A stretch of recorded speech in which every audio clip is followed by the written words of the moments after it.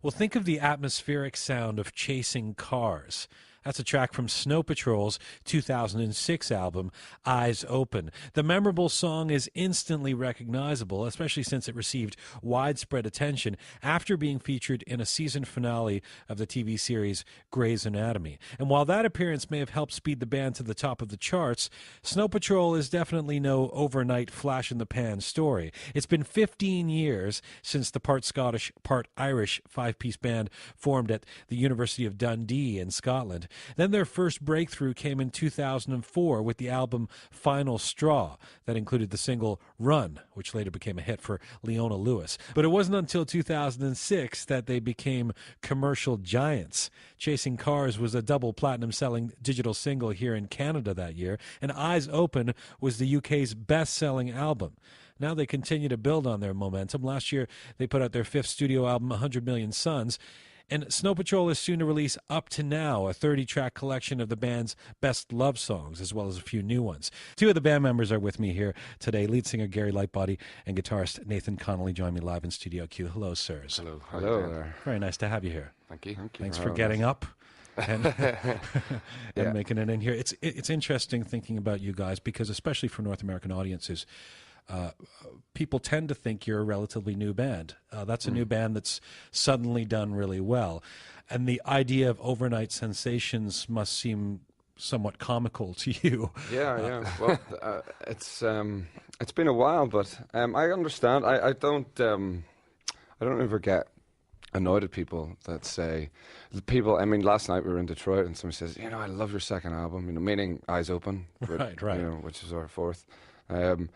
And what's that song from your second album? That song that na na na na na. And it's that sort of stuff doesn't bother me at all because we are pretty secure in our we know our place in the world. We're not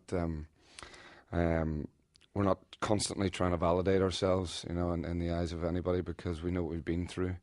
And the bottom line is that even in the darkest sort of times of playing to 15 people and most of those in the support band. It's we still had a tremendous amount of fun. We're constantly laughing and carrying on. Maybe not so much this morning, but that's probably due to... Was it a rough night? No, just rough. The bus was particularly bumpy last night. I don't know what was going on. It felt as if we were going up the side of a mountain. That's the mountain to get to Toronto from Detroit. I don't know what was going on, but there was something. There was definitely a steep incline of some sort at one stage of the night. I think it might have been driving up the side of a building, maybe.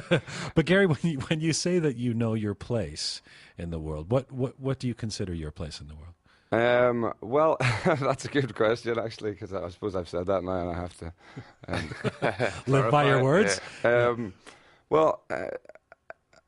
In that, I guess what I mean is we're comfortable with who we are because we were comfortable with who we were before we had any success. We were 10 years in this band before we had a hit, and nobody was expecting us to ever have a hit by that stage.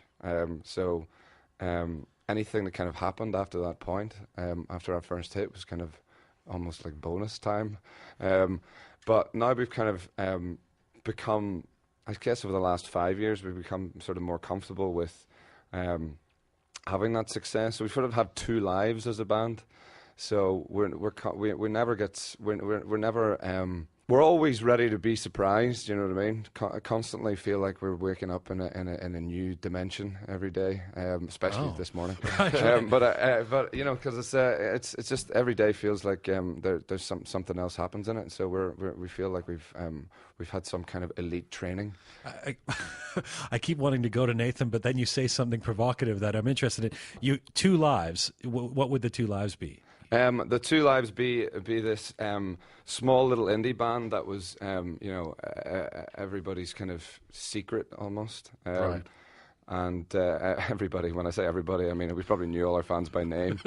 And then thank you, Stephen. Thanks to Tanya and Billy Bob. And then this other band that kind of that sort of took on the world by accident, right? And had a hit like Chasing Cars that that we then followed like panting schoolboys chasing an errant red setter across a field. You know, we never felt like we caught up with it. You know, it's just it went off and did its own thing, and we kind of had our notes from.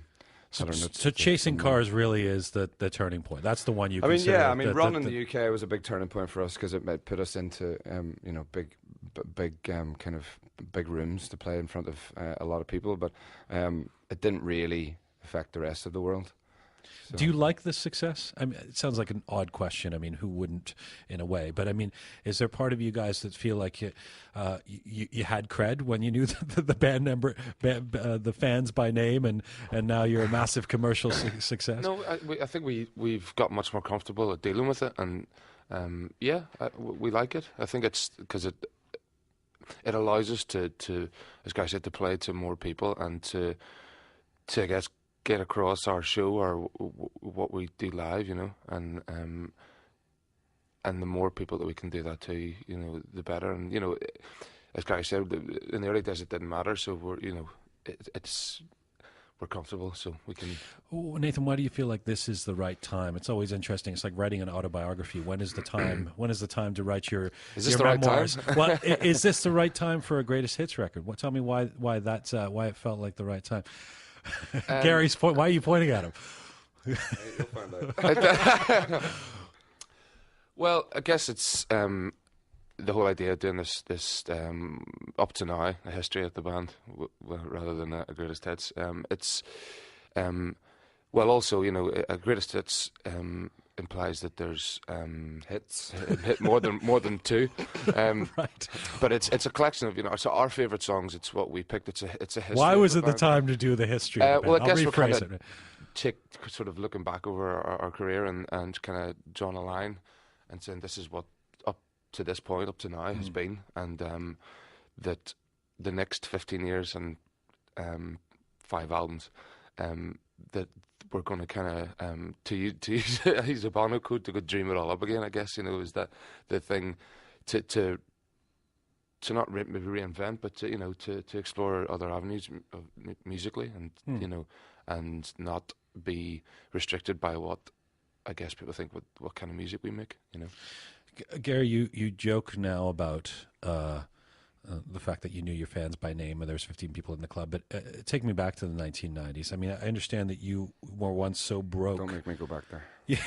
You were so broke that you had to sell off your record collection just to pay the rent. Is that true? Yeah, but I mean, it wasn't just to pay the rent. I mean, I needed drinking money as well. Yeah, no, as I said, you know, there were times when we had it tough, but it's a rite of passage of every band, you know, sleeping in the back of the van and sleeping on floors and sleeping on the side of the road. Right. You know, it's. But sometimes it's the success of a band is its longevity. I mean, you stayed together from 1994 till 2004 when you had the first big hit, and then Chasing Cars is 2006. What kept you together? A combination of brotherhood and belligerence. You know, I mean, we knew that there was something that we were, I kind of guess, just made to do this. We were extraordinarily durable. We'd have everything thrown at us, and you know, in 2002, before we signed to Polydor, to have given up then would have been a serious kind of defeat. You know, we just couldn't bring ourselves. We needed to keep going. We were going to set up our own label at that stage and get jobs, proper jobs, real life. Might have even had to wear a suit at some stage. But I mean, just to keep the band going and just to finance, you know, the second stage, and it just was kind of almost at the last minute before we had to resort to that Polydor stepped in. It was, you know, kind of fate, really.